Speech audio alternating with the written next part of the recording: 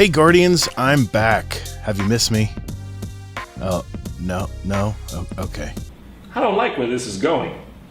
Well, I've been sitting back, listening, watching a lot of the Destiny content creators lately in this cycle of doom and gloom concerning Destiny 2.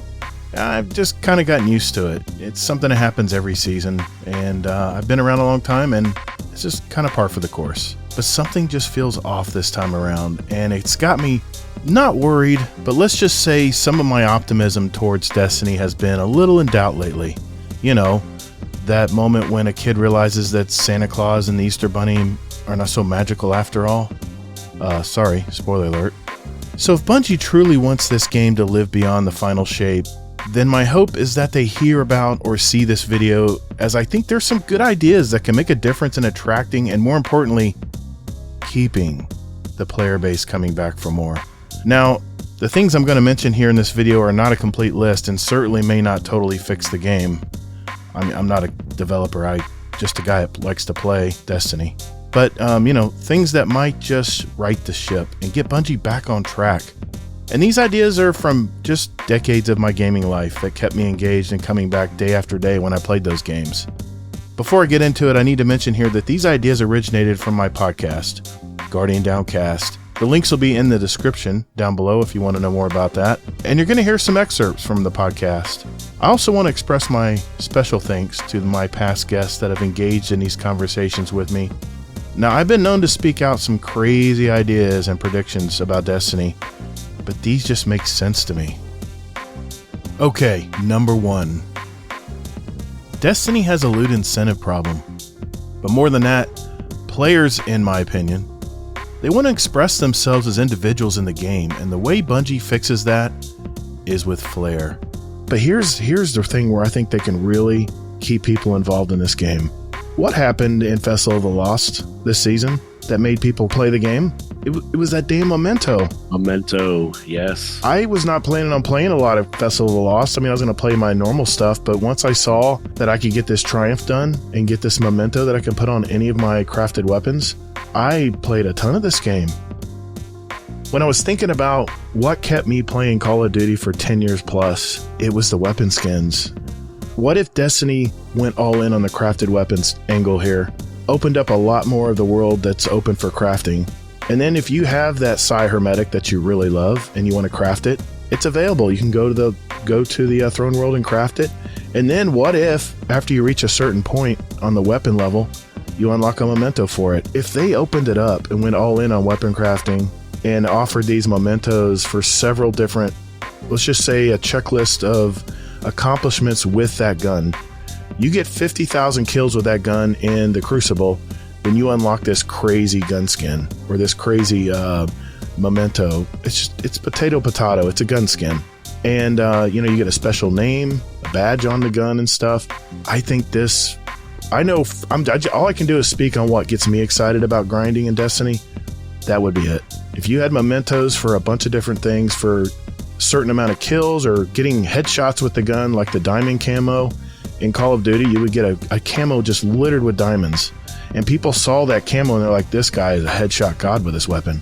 If they did that in Destiny and made the grind more personable, or if everyone had more ways of showing their flair, I think that would be a good step. And then pulling from something that used to be in Battlefield that I loved was that you can actually make an ornament label that you could put on your gun that you created from a little basic art program that was included in the game. I can't remember what they called it, but you could even go online and watch videos of how to put certain images together using the shapes and stuff they gave you. And you could even put I would have a gun that said Gator, G-A-T-R, with the underscores and everything on it. And then I'd have a picture of an alligator that I would put on the weapon. And when you drop the weapon and someone picked it up, they saw everything you put on that weapon and know whose weapon it was. I don't know. This is what really kept me engaged. And I realized that Battlefield and Call of Duty in those days were all PvP. They were all multiplayer games. But if they included this even in PvE, I don't know. For me, that would make me stick around and grind and get stuck. And that would be a checklist of things I'd want to do every day as I jump on and play. If you saw the marathon tease, you got this gist that flair and individuality was central to that game. Fashion, logos, and customization, and just overall flair. It's time to bring that to Destiny, as that is something I would love to grind for in the game every day. Number 2. There needs to be more challenging events and activities that not everyone can accomplish, myself included. And I'm not just talking about bullet sponges here, but things like, remember Niobe Labs long ago? This may go back to the flare argument as well, and I think the casualization of Destiny lately has been beneficial to especially new players.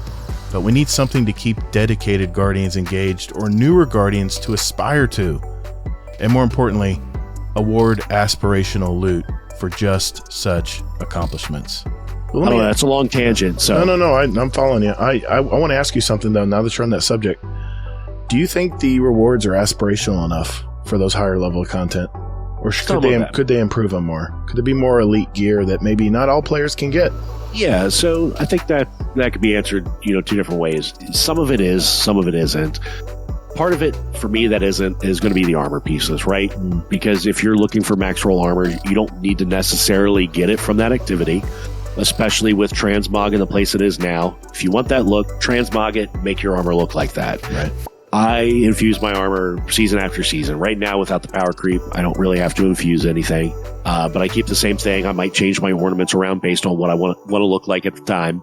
So armor rewards and the stat rolls with them, not so much in the current place. If they offered a higher stat roll option in those, it would definitely make it more worth it. Number 3. Players need a reason to play the game daily. What I mean here is that if you are a more casual player to the game, give them a reason to log in daily to work on things at their pace. Here's what I mean by that. You have your crafted syncopation pulse rifle, right? That was the first gun you could craft was in Witch Queen, right? That major expansion. And I immediately got to work.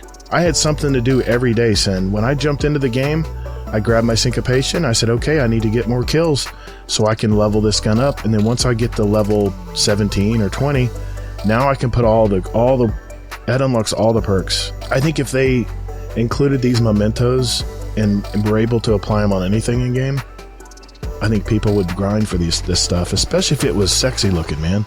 Especially if it was nice and bright and crazy, I mean, they think about it. They mess up a shader where it turns like pink with light stripes and stuff through it. How many people went crazy to get that?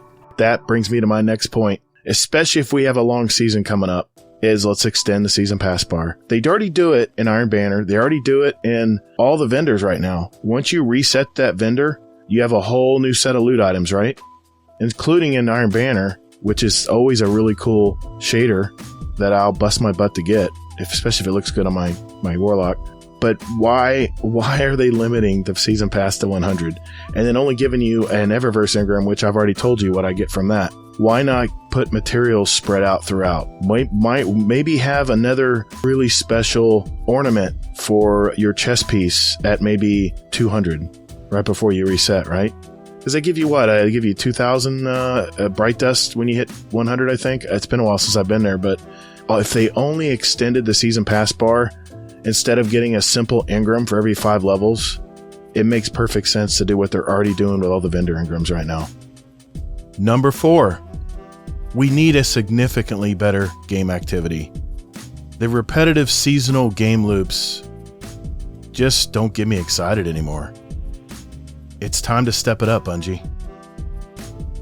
And my last point, and I'll go to you, Cyn.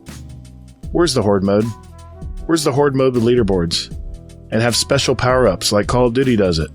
Where's the Horde mode? We've been crying. Would be a good mode to have. We would love to have we've been crying for it for years now.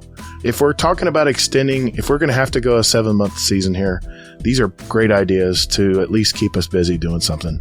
Maybe like you have a raid night. Why not have a Horde night? Have a team of 3 jump in there and we'll see how many levels we can go, guys.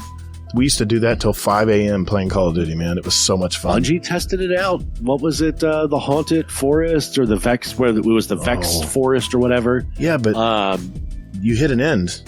People would just breeze through it. What if there was one mission in the Osiris expansion on Mercury, where there was a mission where you went and there were waves of enemies coming at you, and you had to protect this center beaming area. You had to keep stuff from messing up the portal or something that you were guarding. I can't remember what it was.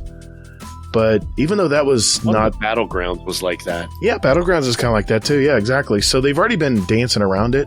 Why not just have a separate... Get rid of Gambit. Sorry, Crow. Get rid of Gambit. Stand in place of the Gambit. Put in the activity world activity board. Put the Horde mode right there.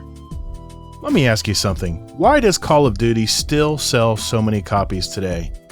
It's not just because of the multiplayer and campaign, but there are players like me that will buy the game just for the latest zombie game mode. Activision has used this game mode for decades now, and players still come back to it today. Horde modes have been brought up in this community for a while now, but maybe it's time for Bungie to stop dancing around this with kinda Horde modes, and let's just do it. And number 5, human beings love to compete. Why do we even watch sports?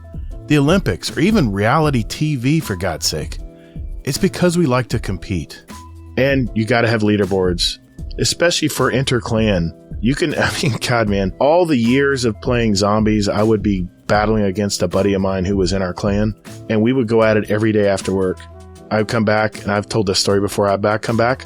Oh, he hit over 100 this time.